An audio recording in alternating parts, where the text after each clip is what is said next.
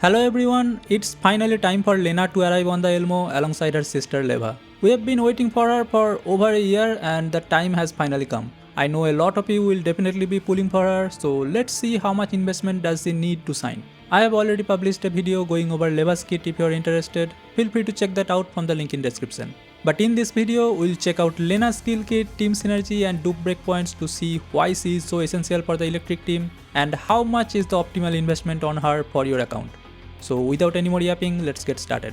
TLDR first like always. So Lenna is an electric support type unit with SMG weapon. She was released way early in CN and her base kit is, for lack of good words, absolute garbage. She was literally bottom tier for the longest time. Fortunately for us, Lenna is getting released with her expansion key, which basically unlocks her kit and makes her actually playable, to be honest. And combine that with her V1, she becomes essential for the electric team's functionality. Especially also because we are getting Leva, both of these together become tier 0 electric units. Lenna in her core essence is an electric buffer unit. Her kit has electric damage boost, stability damage boost, negative charge, fixed damage boosts and enemy buff dispels, all directly buffing Leva. That's why they go together so well. But one big issue is that her V0 kit has so bad skill rotation that it pretty much dies after 3 turns in any battle. She just becomes an NPC. We need to get her V1 and we don't need any more. Just her V1, that's it, stop there. But V1 plus expansion key is so essential on her that only then she feels like a complete unit that does what she needs to do on the battlefield. So yeah, she is a buffer support who needs her V1 and expansion key to fully enable her kit. Her own skills are pretty simple, as we will see soon. Her main mechanic is cycling her own confidence indexes to maintain all of the buffs uptime for her teammates. Do you need a signature weapon? Absolutely not. Swarog is a way better choice. Even if you are giving Swarog to Leva, don't get her signature, just give her anything else, it's fine. Finally, a short TLDR, but that's all you basically need to know. We'll check out her skills now in more details. Let me start with her skill 2, which is what you will always start your turns with. She moves to a tile within a 3 tile cross area and does 30% attack equivalent physical damage to the nearest enemy within a 7 tile range. This inflicts stability loss 2 onto that enemy for 1 turn. Stability loss 2 makes the enemy take 2 more stability damage, so this is already a direct buff for Leva. Cause if you didn't know, Leva does more damage to stability broken enemies because all of her extra stability damage gets converted to more electric damage. Nice. Her skill 2 isn't done yet. Something you will see all of her skills have is that they all cost 0 confidence index. But if she has 3 or more confidence index, all of her skills do something in addition. Her skill 2, when she has 3 or more confidence, consumes 3 points and gives her an extra command. You will always want to start her turn with skill 2 and do the extra command to use another skill. The highest priority skill for her is her ultimate. You wanna do that every time it's up. Her ultimate does a 5 tile radius AoE electric damage with 80% attack multiplier. It creates voltage terrain for 3 turns and inflicts conductivity for 1 turn. Conductivity turns into paralysis when damage taken by the enemy, but you know paralysis doesn't work on bosses. But still you'd see this conductivity is so important for Lenna. Besides this, from her ultimate, Lenna also gains a new effect, Electric Arc, for 3 turns. With Electric Arc, whenever an enemy within 5 tiles of her takes active attack damage, that applies conductivity on them for 1 turn. Yay, more conductivity. Like I said before, if she had 3 or more confidence indexes when ulting, it also consumes 3 points and gives her concealed, which makes her untargetable by the enemy. Some self-sustain, I guess. When your ult is not available, then you do skill 1, which is a 7 tile range, single target electric damage equivalent to 140% attack. Again, if she has 3 or more confidence index this time, her skill 1 also consumes 3 points and does 30% increased damage. And finally, her passive. This gives Lenna 1 confidence index whenever an enemy gains conductivity. So now you see why it's important. All of her skills need 3 or more confidence and she gains them from conductivity infliction. So more is better for her. The passive also makes her immune from any negative effects of electric type terrain and also generates voltage tiles within 1 tile radius for 2 turns whenever she deals single target damage. So both her S2 and S1. Lastly, her expansion key. This is so important for her to be useful in the team. First, it buffs her skill 2, increasing the damage multiplier of the attack during the extra command by 100%. Next, after her ult, she gains a new effect, Victory Aura, for 3 turns. This is massive.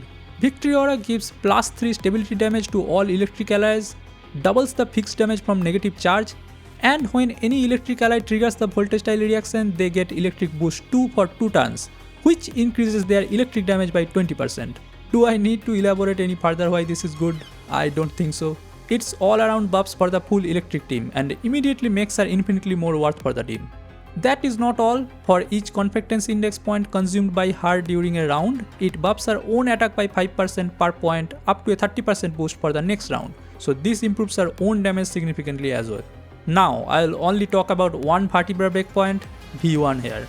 That's what matters, that's all you need to go for. You got money, you can go for more, but V1 is the peak stopping point. Why?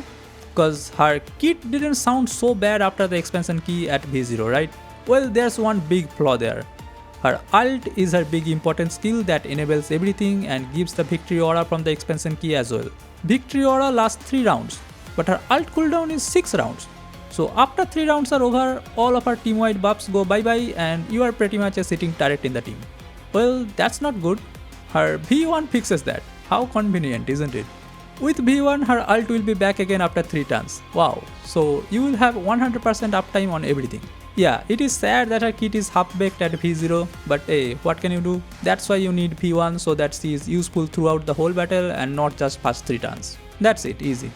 Her weapon choice is also very straightforward. As mentioned before, no need for a signature weapon, the paralysis effect is wasted on boss fights. Just get a Swarog, it's free, easily maxed and suits with electric team. The issue I mentioned in my Leva review is that you don't have 2 Swarogs to give both Lenna and Leva. So if you give Swarog to Lenna, then it's fine to give Leva her signature weapon, that's not bad. But it's actually pretty fine to give Swarog to Leva and give Lenna whatever else you have, literally. It's not really that important for Lenna, there's no special mechanic to unlock through the weapons, so it's all good. If you have the battle pass weapon, you can give that to her as well, it will be fine. Moving on to her build, straightforward stuff, give her phase strike or electric boost, whichever you have ready. If you need to farm, always farm phase strike as it's more versatile on all dolls. Her stat priorities are also the standard, attack percentage, then flat attack, followed by crit rate and then crit damage. You wanna go for at least 2.5k plus attack, 60% crit rate and about 130% crit damage for an endgame full build. Her best in slot fixed keys are top tier immediate response for more conductivity, the perfect way to dispel enemy buffs, and skillful stratagem for defense ignore on bossing, or stylish action for mobbing to generate more confidence index. As for the common keys, besides her own, she can use Dusebnaya, Ulrid and Peplis common keys, or any other attack percent and crit percent keys can also work. Her remolding pattern has more attack buffs for your top 2 team DPSs at level 60, so try to aim for that. And as a support, give her the flowers to buff electric team damage, AoE damage, etc. Okay, we know she is built for the electric team and she is pretty much only tied to the electric team. Her best mate is her sister Leva, of course, and then there's Andoris and Jiangyu completing the 4 core units for the full electric team comp. 5th slot is pretty flex, V4 plus Mosin Nagant is a great choice and so is Sinia for F2P players. If you don't have Jiangyu and got Yuhi V3, she would be a really good premium choice for the electric team as well. Her skill rotation is also really straightforward, I'm gonna only mention it for V1. You always start with skill 2 followed by another skill and at V1 you should be able to use your ult on turn 1, 4 and 7, maintaining the 100% uptime on her buffs. I'm not mentioning V0 because it starts out like this, but you won't have your ult up on turn 4, so you keep doing skill 1 until your ult is up, that's all you can do. So this is her full kit and build.